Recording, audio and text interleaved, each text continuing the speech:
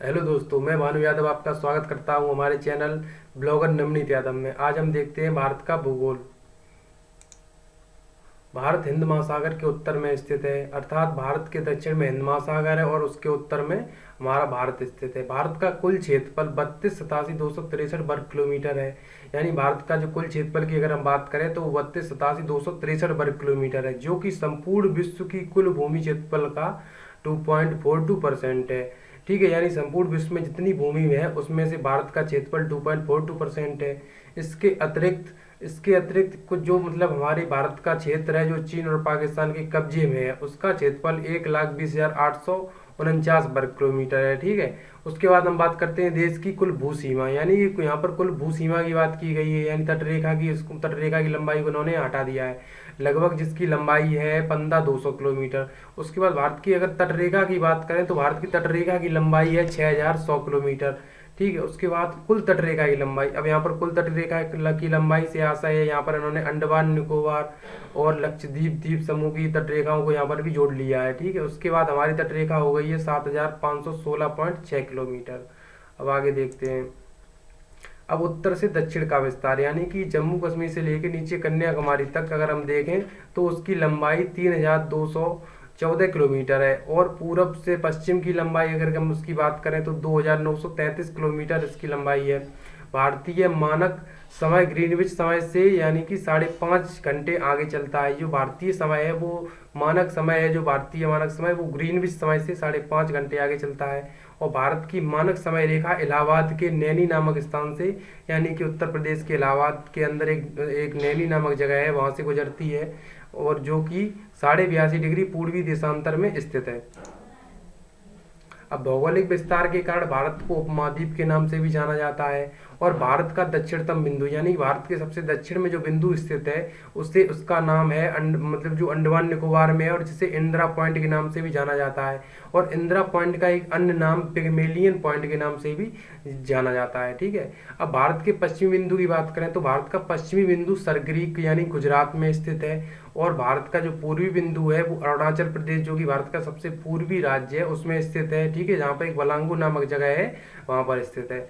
अब भारत के सबसे उत्तरी बिंदु की बात करें, उत्तरी बिंदु केवल रह गया है, तो उत्तरी बिंदु की अगर हम बात करें तो वो जम्मू कश्मीर में स्थित है, जिसका नाम है इंदिरा कौल।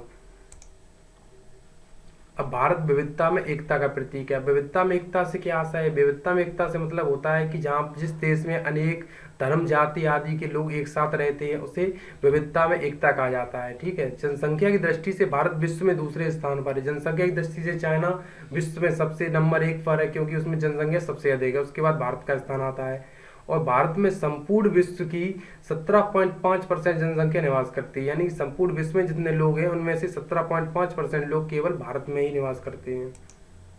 क्षेत्रफल की दृष्टि से भारत का विश्व में 7वां स्थान है, यानी कि जनसंख्या की दृष्टि से तो भारत का विश्व में दूसरा स्थान है, लेकिन अगर क्षेत्रफल की दृष्टि से हम देखें तो भारत का विश्व में 7वां स्थान है।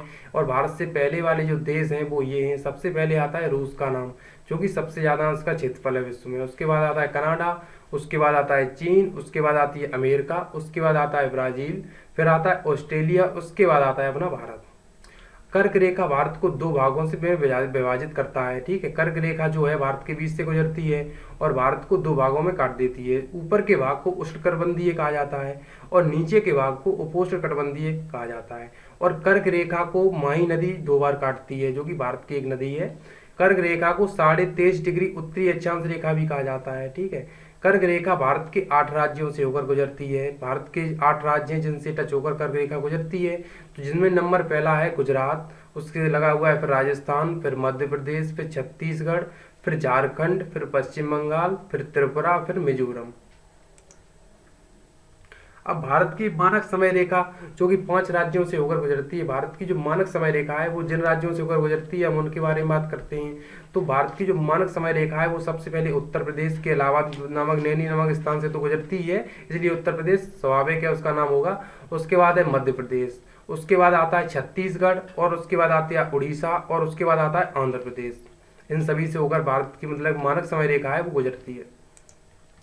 अब बात करें भारत की सीमाएं और पड़ोसी देशों के बारे में, तो भारत की सबसे लंबी अंतर्राष्ट्रीय सीमा लगने मतलब की लगती है, वो उस देश का नाम है बांग्लादेश, जो कि 4096 किलोमीटर तक लंबाई साझा करता है भारत के साथ। जबकि सबसे छोटी सीमा अफगानिस्तान के साथ लगती है, जो केवल 80 किलोमीटर है। ठीक है, भारत के पड़ोसी देश की सीमा याद करने की ट्रिक है, बचपन में भी है। बचपन में भी है की ट्रिक को हम देखिए आगे देखते हैं। बचपन में बी है, यानी बी से आशा यहाँ पर बांग्लादेश से है, उसके बाद चीन, उसके बाद बचपन में बी है यानी बचपन, बी से बांग्लादेश, और सी से चीन, और पी से पाकिस्तान, एन से नेपाल, मे से म्यांमार, और बी से भूटान, और ए से अफगानिस्तान। अब उसके बाद देखते हैं सीमा रेखा की लंबाई। उसके बाद देखिए बांग्लादेश की सीमा रेखा है 4096.7, और उसके जो भारत से लगती है। उसके बाद है चीन, चीन की 3488 भारत से लगती है सीमा। उसके बाद है पाकिस्तान, जिसकी 3323 लगती है। उसके बाद नेपाल, नेपाल की 1751 है। उसके बाद है म्यांमार, म्यांमार की 1643 है। उसके बाद है भूटान, भूटान की 699 है। और उसके बाद है अफगानिस्तान, जो कि 106 है। अब सीमा से लगे भारतीय राज्यों की संख्या, यानी बांग्लादेश से भारत के 5 राज्य लगते हैं। पहला राज्य पश्चिम बंगाल, दूसरा है असम, तीसरा है मेघालय, तीसरा है त्रिपुरा, और चौथा है मिजोरम। यानी ये 5 राज्य हैं जो बांग्लादेश से टच होते हैं।